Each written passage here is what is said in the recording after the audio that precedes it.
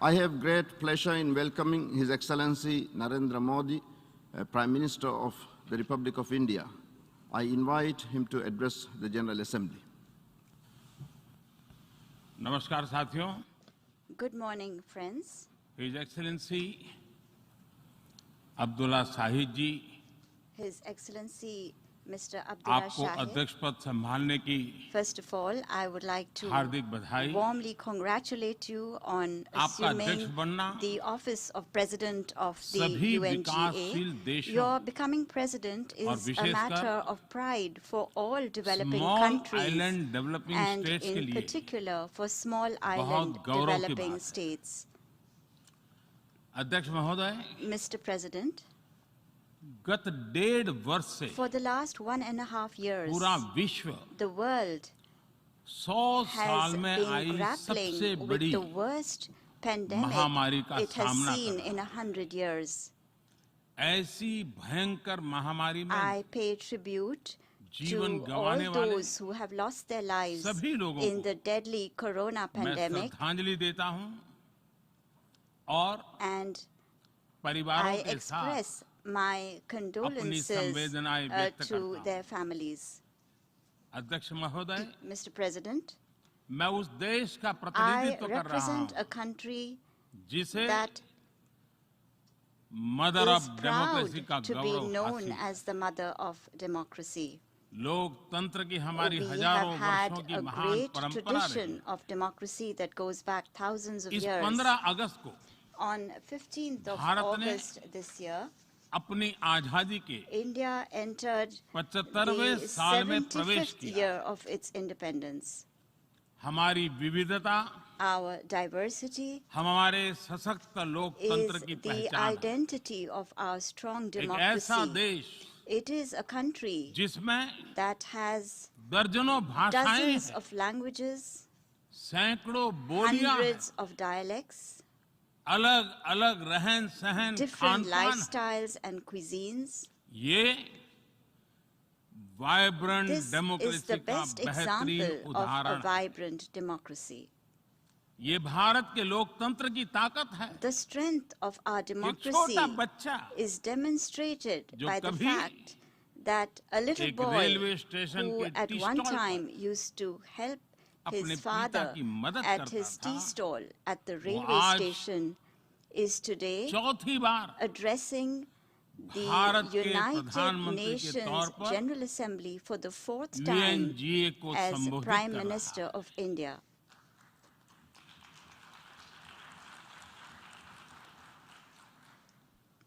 सबसे लंबे समय तक I will soon Gujarat have का spent 20 मुख्यमंत्री years serving और my फिर countrymen as पिछले head of 7 साल government. से First as the Bharat longest के serving प्रधानमंत्री Chief के Minister तौर of पर मुझे Gujarat and then head of as government Prime की Minister भूमिका में for the last 7 years. देशवासियों की सेवा करते हुए 20 साल हो रहे हैं और And मैं अपने I अनुभव am से कह saying रहा this to हूं, you from my own Yes. experience.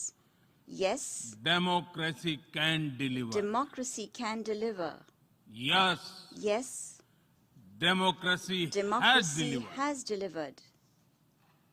अध्यक्ष महोदय, Mr. President, एकात्म मानव दर्शन के today is प्रणेता the birth anniversary Pandit of Deendayal Pandit Upadhyay ji की आज Deen जन्म Dayal Jayanti. Upadhyay, the proponent of Ekatma Manav Darshan. एकात्म मानव दर्शन यानी Ekatma Manav Darshan integral means humanism, integral humanism, अर्थात or स्व से the development समष्टि journey तक undertaken विकास together, और the विस्तार की expansion सहयात्रा. from the self to the universe, expansion of the self, expansion of the self, moving from moving individual to from the the society, individual to society, the nation to the nation, and entire and humanity. to entire humanity. और ये चिंतन And this philosophy Antyodaya को is समर्पित है. dedicated to Antyodaya.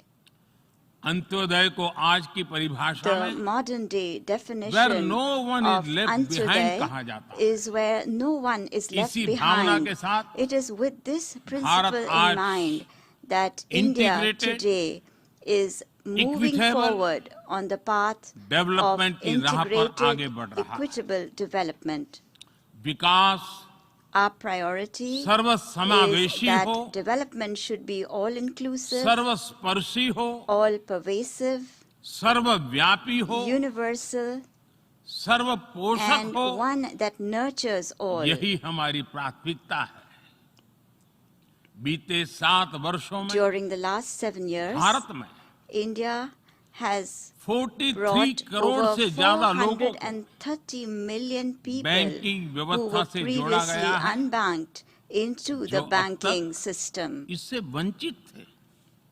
आज Today, 36 over crore से अधिक ऐसे लोगों को भी 360 million people बीमा सुरक्षा who कवच मिला है, earlier could not पहले even imagine इस बारे में this सोच was भी नहीं possible, now have insurance 50 coverage as crore से security. ज्यादा लोगों को By giving over 500 मुफ्त इलाज million की people सुविधा देकर the facility of free Bharat ने treatment in hospitals, उन्हें quality India health has service से given them जोड़ा। access to quality health Bharat ने services. 3 करोड़ By पक्के घर building बनाकर 30 million बेघर, proper homes, यानी India has made होमलेस परिवारों को homeless families होम ओनर्स बनाया। homeowners. अध्यक्ष महोदय, Mr. President, प्रदूषित पानी polluted water भारत ही नहीं is a very big पूरे problem, विश्व not just for और India, खासकर but for the entire गरीब और world, and विकासशील in देशों particular की for poor and बहुत developing बड़ी countries. समस्या है। भारत में इस चुनौती से निपटने के लिए In order to address this हम challenge 17 in करोड़ से India, अधिक घरों we तक are carrying out a very big pipe से campaign to ensure साफ that पानी piped पहुंचाने का clean बहुत water बड़ा अभियान reaches चला रहे हैं। over 170 million विश्व homes. की बड़ी-बड़ी संस्थाओं ने Reputed institutions of the ये world माना है have कि said किसी भी देश के विकास के लिए वहां के नागरिकों के पास जमीन और घर के प्रॉपर्टी राइट्स यानी ओनरशिप का रिकॉर्ड होना बहुत जरूरी है। दुनिया के बड़े-बड़े देशों में बड़ी संख्या में ऐसे लोग हैं जिनके पास जमीनों और घरों के प्रॉपर्टी राइट्स नहीं है। आज हम भारत के 6 लाख से अधिक गांवों में ड्रोन से मैपिंग कराकर करोड़ों लोगों को उनके घर और जमीन का डिजिटल रिकॉर्ड देने में जुटे हैं। ये डिजिटल रिकॉर्ड प्रॉपर्टी पर विवाद कम करने के साथ ही access to credit, bank loan तक लोगों की पहुंच बढ़ा रहा है। अध्यक्ष महोदय, आज विश्व का हर 6ठा व्यक्ति भारतीय है। जब भारतीयों की प्रगति होती है तो विश्व के विकास को भी गति मिलती है। When India grows, the world grows. When India reforms, the world transforms. Bharat में हो रहे साइंस और टेक्नोलॉजी आधारित इनोवेशंस विश्व की बहुत मदद कर सकते हैं। हमारे टेक सॉल्यूशंस का स्केल और उनकी कम लागत दोनों अतुलनीय है। हमारे यूनिफाइड पेमेंट इंटरफेस यूपीआई आज भारत में हर महीने 350 करोड़ से ज्यादा ट्रांजैक्शन हो रहे हैं। भारत का वैक्सीन डिलीवरी प्लेटफॉर्म कोविन एक ही दिन में करोड़ों वैक्सीन डोज लगाने के लिए डिजिटल सपोर्ट दे रहा है। अध्यक्ष महोदय, सेवा परमो धर्मः, सेवा परमो धर्मः को जीने वाला भारत सीमित संसाधनों के बावजूद भी वैक्सीनेशन डेवलपमेंट और मैन्युफैक्चरिंग में जी जान से जुटा है। मैं यूएनजीए को ये जानकारी देना चाहता हूं कि भारत ने दुनिया की पहली डीएनए वैक्सीन विकसित कर ली है, जिसे 12 साल की आयु से ज्यादा के सभी लोगों को लगाया जा सकता है।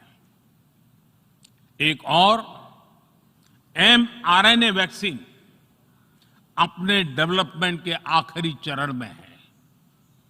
भारत के वैज्ञानिक कोरोना की एक नेजल वैक्सीन के निर्माण में भी जुटे हैं। मानवता के प्रति अपने दायित्व को समझते हुए भारत ने एक बार फिर दुनिया के जरूरतमंदों को वैक्सीन देनी शुरू कर दी है।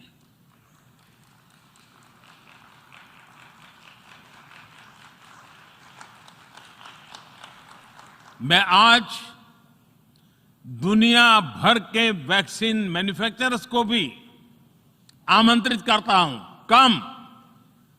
कम मेक वैक्सीन इन इंडिया। अध्यक्ष महोदय, आज हम सब जानते हैं कि मानव जीवन में टेक्नोलॉजी का कितना महत्व है, लेकिन बदलते हुए विश्व में टेक्नोलॉजी विथ डेमोक्रेटिक वैल्यूज, ये सुनिश्चित करना भी आवश्यक है। भारतीय मूल के डॉक्टर्स, इनोवेटर्स, इंजीनियर्स, मैनेजर्स किसी भी देश में रहें, हमारे लोकतांत्रिक मूल्य उन्हें मानवता की सेवा में जुटे रहने की प्रेरणा देते रहते हैं। और ये हमने इस कोरोना काल में भी देखा है। अध्यक्ष महोदय, कोरोना महामारी ने विश्व को ये भी सबक दिया है कि वैश्विक अर्थव्यवस्था को अब और अधिक डाइवर्सिफाई किया जाए। इसके लिए ग्लोबल वैल्यू चेन्स का विस्तार आवश्यक है।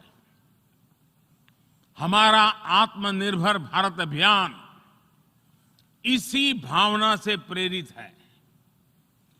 ग्लोबल इंडस्ट्रियल डाइवर्सिफिकेशन के लिए भारत विश्व का एक लोकतांत्रिक और भरोसेमंद पार्टनर बन रहा है। और इस अभियान में भारत ने इकोनॉमी और इकोलॉजी दोनों में बेहतर संतुलन स्थापित किया है। बड़े और विकसित देशों की तुलना में क्लाइमेट एक्शन को लेकर भारत के प्रयासों को देखकर आप सभी को निश्चित ही गर्व होगा। आज भारत बहुत तेजी के साथ 450 गीगावाट रिन्यूएबल एनर्जी के लक्ष्य की तरफ बढ़ रहा है। हम भारत को दुनिया का सबसे बड़ा ग्रीन हाइड्रोजन हब बनाने के अभियान में भी जुट गए हैं। अध्यक्ष महोदय, हमें अपनी आने वाली पीढ़ियों को जवाब देना है कि जब फैसले लेने का समय था, तब जिन पर विश्व को दिशा देने का दायित्व था, वो क्या कर रहे थे। आज विश्व के सामने रिग्रेसिव थिंकिंग और एक्सट्रीमिज्म का खतरा बढ़ता जा रहा है। इन परिस्थितियों में पूरे विश्व को साइंस बेस्ड, रैशनल और प्रोग्रेसिव थिंकिंग को विकास का आधार बनाना ही होगा। साइंस बेस्ड अप्रोच को मजबूत करने के लिए भारत एक्सपीरियंस बेस्ड लर्निंग को बढ़ावा दे रहा है। हमारे यहां स्कूलों में हजारों अटल टिंकरिंग लैब खोली गई हैं, इंक्यूबेटर्स बने हैं और एक मजबूत स्टार्टअप इकोसिस्टम विकसित हुआ है। अपनी आजादी के 75 वर्ष के उपलक्ष्य में जब हम आजादी का अमृत महोत्सव मना रहे हैं, भारत 75 ऐसे सैटेलाइट्स को अंतरिक्ष में भेजने वाला है जो भारतीय विद्यार्थी स्कूल कॉलेजों में बना रहे हैं। अध्यक्ष जी, दूसरी ओर रिग्रेसिव थिंकिंग के साथ जो देश आतंकवाद का पॉलिटिकल टूल के रूप में इस्तेमाल कर रहे हैं, उन्हें ये समझना होगा कि आतंकवाद उनके लिए भी उतना ही बड़ा खतरा है। ये सुनिश्चित किया जाना बहुत जरूरी है कि अफगानिस्तान की धरती का इस्तेमाल आतंकवाद फैलाने और आतंकी हमलों के लिए न हो। हमें इस बात के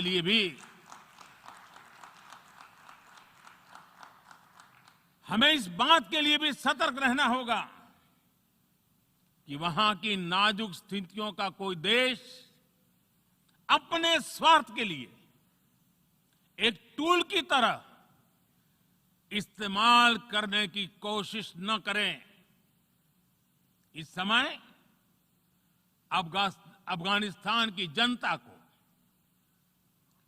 वहां की महिलाओं और बच्चों को, वहां की माइनॉरिटीज को मदद की जरूरत है और इसमें हमें अपना दायित्व निभाना ही होगा।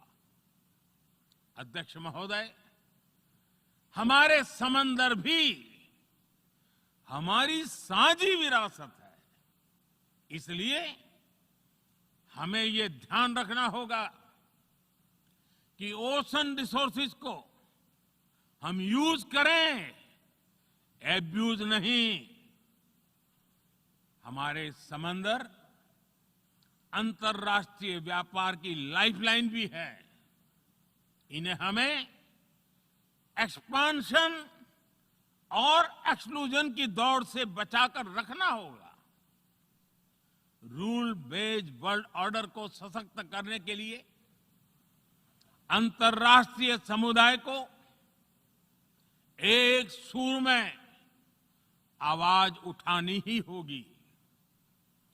सुरक्षा परिषद में भारत की प्रेसिडेंसी के दौरान बनी विस्तृत सहमति विश्व को मैरीटाइम सिक्योरिटी के विषय में आगे बढ़ने का मार्ग दिखाती है। अध्यक्ष महोदय, भारत के महान कूटनीतिज्ञ आचार्य चाणक्य ने सदियों पहले कहा था, कालातिक्रमणात् काल एव फलम पिबति। जब सही समय पर सही कार्य नहीं किया जाता तो समय ही उस कार्य की सफलता को समाप्त कर देता है। संयुक्त राष्ट्र को खुद को प्रासंगिक बनाए रखना है तो उसे अपनी इफेक्टिवनेस को सुधारना होगा, रिलायबिलिटी को बढ़ाना होगा। यूएन पर आज कई तरह के सवाल खड़े हो रहे हैं। इन सवाल को हमने क्लाइमेट क्राइसिस में देखा है, कोविड के दौरान देखा है, दुनिया के कई हिस्सों में चल रही प्रॉक्सी वॉर, आतंकवाद और अभी अफगानिस्तान के संकट ने इन सवालों को और गहरा कर दिया है। कोविड के ओरिजिन के संदर्भ में और ease of doing business ranking को लेकर वैश्विक गवर्नेंस से जुड़ी संस्थाओं ने दशकों के परिश्रम से बनी अपनी विश्वसनीयता को नुकसान पहुंचाया है। यह आवश्यक है कि हम यूएन को ग्लोबल ऑर्डर, ग्लोबल लॉज और ग्लोबल वैल्यूज के संरक्षण के लिए निरंतर सुदृढ़ करें। मैं नोबेल पुरस्कार विजेता गुरुदेव रविंद्रनाथ टैगोर जी के शब्दों के साथ अपनी बात समाप्त कर रहा हूं। शुभो कर्मोपोथे, शुभो कर्मोपोथे, धोरो निर्भयो गान, सौब दुर्बल सौन्योष होक अवसान। अर्थात अपने शुभ कर्म पथ पर निर्भीक होकर आगे बढ़ो, सभी दुर्बलताएं और शंकाएं समाप्त हो। ये संदेश आज के संदर्भ में संयुक्त राष्ट्र के लिए जितना प्रासंगिक है, उतना ही हर जिम्मेदार देश के लिए भी उतना ही प्रासंगिक है। मुझे विश्वास है हम सबका प्रयास विश्व में शांति और सौहार्द बढ़ाएगा, विश्व को स्वस्थ, सुरक्षित और समृद्ध बनाएगा। इन्हीं शुभकामनाओं के साथ बहुत बहुत धन्यवाद। नमस्कार।